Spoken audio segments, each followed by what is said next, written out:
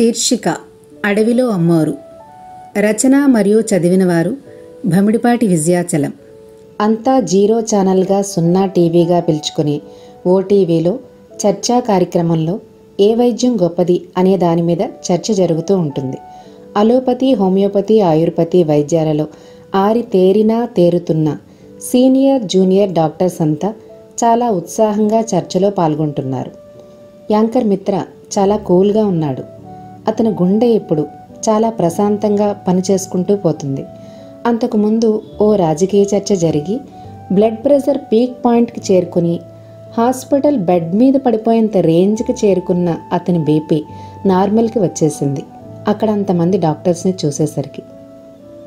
Allopathy juniors చాలా హుషారుగా పాల్గొంటున్నారు చర్చలో. వాళ్ళ గ్రూపులోని ఒక మధు తప్ప. అలోపతి వాళ్ళు అడిగే కొన్ని ప్రశ్నలకు హోమియో, ఆయుర్వేద డాక్టర్లు మౌనం వహిస్తున్నారు. యాంకర్ మిత్ర కెమెరా లాంటి తన కళ్ళతో మధుప్ని అబ్జర్వ్ చేస్తూనే ఉన్నాడు. ఇతనేంటి ఇంత డల్గా ఉన్నాడు అనుకుంటూ. ఆపరేషన్ లేకుండా రోగాన్ని తగ్గిస్తారా? అయితే హార్ట్ అటాక్ వచ్చిన వాళ్ళకి ఎప్పుడైనా చేశారా?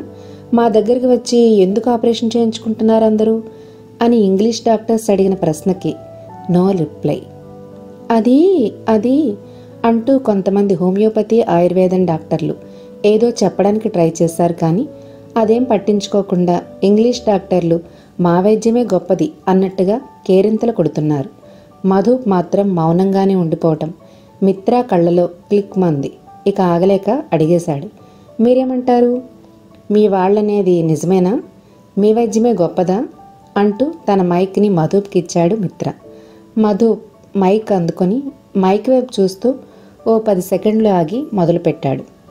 అన్ని మతాల సారం ఒక్కటే అన్నట్టు అన్ని రకాల వైద్యాలు కూడా రోగిని రక్షించేవి అన్నాడు. ఆ మాటకి మధుప్ గ్రూప్ వాళ్ళంతా కళ్ళను కత్తులుగా చేసుకుని చూస్తున్నారు మధుప్ వైపు. మిగిలిన గ్రూప్ వాళ్ళు ఆనందంతో ఆసక్తిగా చూస్తున్నారు మధుప్ని. చంపేసేట్టున్న తన వాళ్ల చూపులను లెక్క చేయకుండా మధుప్ కొనసాగించాడు. మీ అందరికీ ది గ్రేట్ ఇండస్ట్రియలిస్ట్ శివయ్య గారు తెలుసా? అడిగాడు మధు. ఆయన ఆయుర్వేదం డాక్టర్ కూడా కదా? ఆయన ఎందుకు తెలియదు, మావాడే అన్నట్టుగా చెప్పాడు ఆయుర్వేదం డాక్టర్ ఒక ఆయన. ఆయన ప్రతి శనివారం టీవీలో ఆయుర్వేదమే మన వేదం కార్యక్రమంలో కూడా కనిపిస్తారు. అంతేకాదు మనమంతా ప్రశాంతంగా నిద్రపోవడానికి కారణమైన నీమ్ కాయిల్స్ సృష్టికర్త. 1000 పడగలతో దోమలను కాటేసే వేపకాయిల్స్ అనే ప్రకటనలోనూ కనిపిస్తారు చెప్పాడు ఇంకొక ఆయన హుషారుగా. అయ్యారి రిసార్ట్ నెలకొల్పింది కూడా అతనేగా. ఇలా 5 నిమిషాలు శివయ్య గురించే మాట్లాడారు, అసలు చర్చ విషయం మర్చిపోయి. వారందరి మాటలు విన్న మధు చిన్నగా నవ్వుతూ, ఆయన ఆయుర్వేదం డాక్టర్ కాదు, ఎంబీబీఎస్ డాక్టర్ అన్నాడు. అందరిలోనూ కొన్ని సెకండ్ల పాటు నిశ్శబ్దం.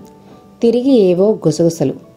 అందరూ ఒక్కసారిగా ప్రశ్నల వర్షం కురిపించేసరికి అక్కడ అంతా గందరగోళం నెలకొంది. వాళ్ళంతా ఏమడుగుతున్నారో ఎవరికీ అర్థం కాలేదు. మధుకి ఏం మాట్లాడాలో తెలియక అందరి వంక అయోమయంగా చూస్తున్నాడు. యాంకర్ మిత్ర చర్చలో ఇన్వాల్వ్ అయిపోయి తన ధర్మం మర్చాడు. ఎందుకంటే తను అడగాల్సిన ప్రశ్నలు మిగిలిన వాళ్ళు అడుగుతున్నారు. ఓటీవీ చూసే వాళ్ళలో కూడా అదే డౌట్, ఆయన ఎంబీబీఎస్ డాక్టరా అనుకుంటూ ఛానల్ మార్చకుండా అటే చూస్తున్నారు. ఆయుర్వేదమే మన వేదం అని మనందరికీ చెప్పే శివయ్య ఎంబీబీఎస్ డాక్టర్ అని తెలిసింది. ఆ వివరాలు మరికొద్దిసేపట్లో అని ఓటీవీని ఫాలో అవుతున్న సి ఛానల్లో బ్రేకింగ్ న్యూస్గా వేస్తున్నారు. మధు చెప్తున్నాడు, మీ అందరి ప్రశ్నలకి తప్పకుండా సమాధానం చెప్తాను అని మధు గట్టిగా అనేసరికి అందరూ సైలెంట్ అయిపోయారు. మధు అందరి వంక చిరునవ్వుతో చూస్తూ, అసలు మనమంతా శివయ్య గారి గురించి తెలుసుకునే ముందు ఇప్పుడు అయ్యారే గూడంగా పిలువబడుతున్న అయ్యగూడెం గురించి తెలుసుకోవాలి అన్నాడు. టీవీ చూస్తున్న వాళ్ళు, చర్చలో పాల్గొంటున్న అన్ని రకాల వైద్యులు మధుప్ చెప్పే విషయాన్ని ఆసక్తిగా వింటున్నారు. చాలా కాలం క్రితం ఒక నడివయసు వ్యక్తి చిత్తూరు జిల్లాలో రామచంద్రాపురం అటవీ ప్రాంతం దగ్గర మద్దాల గూడానికి వచ్చి అక్కడ జలపాతానికి దగ్గరలోని గుహలో ధ్యానం చేసుకుంటూ ఉండేవాడట. ఎవరితోనూ మాట్లాడేవాడు కాదట.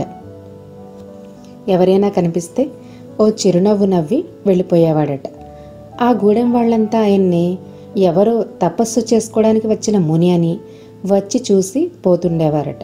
తర్వాత కొన్నాళ్లకి ఆయన అక్కడ కనపడలేదు. ఆ వ్యక్తి ఎప్పుడు వెళ్ళిపోయాడో ఏమో, ఎవరికి చెప్పా పెట్టకుండా వెళ్ళిపోయాడు.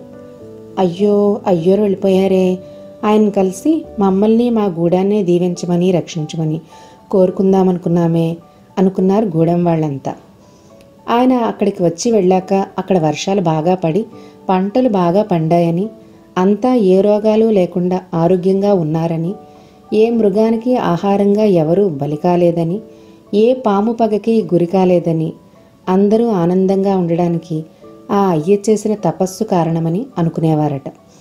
ఆ అయ్య మంచి చేసిపోయాడని అప్పటి నుంచి ఆ గూడాన్ని అయ్యగూడెం అని పిలవడం మొదలుపెట్టారు. మగవాళ్ళ అందరి పేర్ల చివర అయ్యను చేర్చడం అప్పటి నుంచే మొదలుపెట్టారు. వాళ్ళు ఎంతటి అమాయకులో అర్థమవుతుంది మనకి ఈ పేరు కథ వింటే అన్నాడు మధు ముసిముసిగా నవ్వుతూ. మధుపు నుండి ఇంకా ఎన్నో ఆసక్తికరమైన విషయాలు వినబోతున్నాం అన్న విషయం గ్రహించిన మిత్ర వెంటనే బ్రేక్ అన్నాడు. కెమెరాస్ ఆఫ్ అయిపోయాయి. టీవీ చూస్తున్న వారంతా కూడా డిస్కషన్లో పడ్డారు.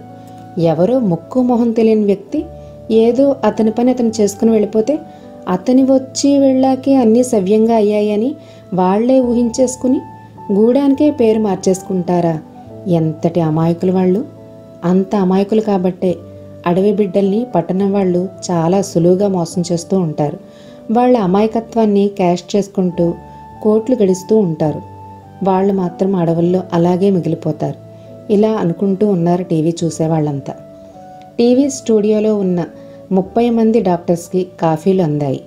డాక్టర్స్ అందరూ మధుప్ని ఏవో ప్రశ్నలతో ఊపిరాడకుండా చేస్తూ ఉంటే మిత్ర తన డైరెక్టర్ రాసిచ్చిన క్వశ్చన్ పేపర్ తీసుకొచ్చి మధుప్కి ఇచ్చాడు.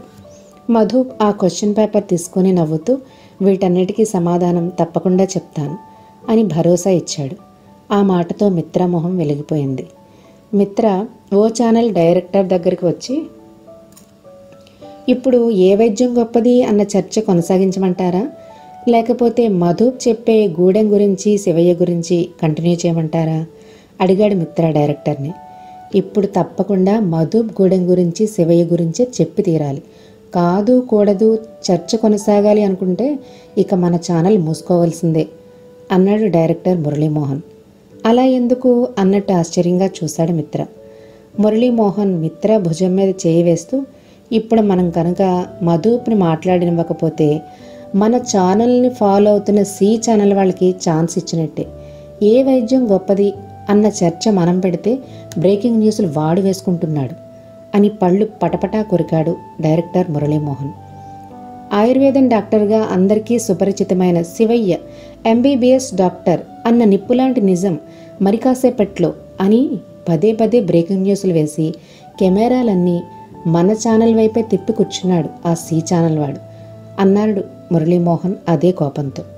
మనం ఏ వైద్యం గొప్పది అన్న చర్చ కంటిన్యూ చేసి ఈ డాక్టర్స్ అందరినీ వదలగానే మధుప్ని ఆ కాపీ ఛానల్ వాడు ఎగరేసుకుపోతాడు. అప్పుడు మనం ఆ ఛానల్ని ఫాలో అవ్వాల్సి వస్తుంది. అది మనకు అవసరమా అన్నట్టుగా చెప్పాడు మురళీమోహన్. అది నిజమే అన్నట్టుగా తల ఊపాడు మిత్ర. మధుప్ని మనం చేజార్చుకుంటే అతను మన ఛానల్ నుంచి బయట కాలు ఎప్పుడు పెడతాడా అని ఎదురు చూసే సి ఛానల్కి మన అదృష్టాన్ని అప్పచెప్పినట్టే. మధుప్ చెప్పే ఆసక్తికరమైన విషయాలతో ఆ సి ఛానల్ పేరు అమాంతం పెరిగిపోయి మన ఓ ఛానల్ ఓవర్ నైట్లో పడిపోవచ్చు. ఇదంతా అవసరమా? ఆ జూనియర్ డాక్టర్ని ఏం చెప్పాలనుకుంటున్నాడో చెప్పని. ఇంత మంచి అవకాశాన్ని మనం ఎందుకు వదులుకోవడం? రాక ఒక మంచి న్యూస్ అందరిలోనూ ఆసక్తి కలిగించి అందరూ టీవీలకి హత్తుకునేలా చేయగలిగే న్యూస్ని ఎన్నో ఏళ్ల తర్వాత మన టీవీ నుంచి వస్తుంటే ఇంకేం డౌట్స్ పెట్టుకోకు, అతడిని చెప్పని అన్నట్టుగా చేయి ఊపుతూ వెళ్ళిపోయాడు మురళీమోహన్. చర్చా కార్యక్రమం తిరిగి ఎప్పుడు ప్రారంభం అవుతుందో, బ్రేక్ ఎప్పుడు అయిపోతుందో అని టీవీ చూస్తున్న వారంతా ఉత్కంఠతో ఎదురు చూస్తున్నారు. ఓ ఛానల్ని చూస్తున్న కౌటిన్య ఎగతాళిగా ఒక నవ్వు నవ్వాడు. వీళ్ళు మొదలుపెట్టిన విషయం ఏంటి, చెప్తున్నది ఏంటి?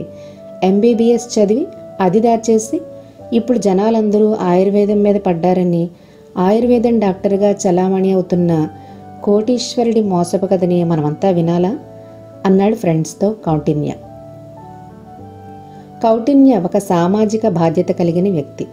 తన ఫ్రెండ్స్తో కలిసి సామాజిక కార్యక్రమాల్లో పాల్గొంటూ ఉంటాడు. మూఢనమ్మకాలను తొలగించి చైతన్యం తీసుకొచ్చే ఎన్నో స్పీచెస్ ఇస్తూ ఉంటాడు. ఇది కాలేజీ చదివే రోజుల నుంచి కౌటిన్యకు అలవాటు. సరే చూద్దాం ఆ డాక్టర్ ఏం చెప్తాడు అనేది తర్వాత కదా శివయ్య మోసగాడా మంచివాడా అని తెలిసేది అన్నాడు కౌటిన్య ఫ్రెండ్ తేజ. అది చూద్దాం అన్నట్టుగా తల ఊపాడు కౌటిన్య.